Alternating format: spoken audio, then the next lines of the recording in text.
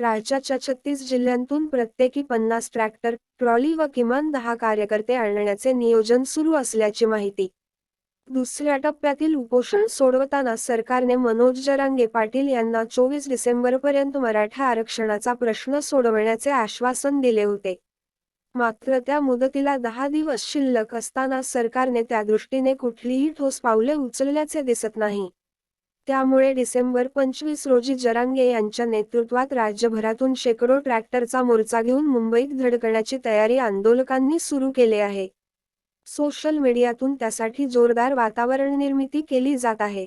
सोलापूर, इंदापूर, पुणे, पनवेल, कल्याण, ठाणे मार्गे मुंबई मंत्रालय असा मोर्चाचा मार्ग असेल.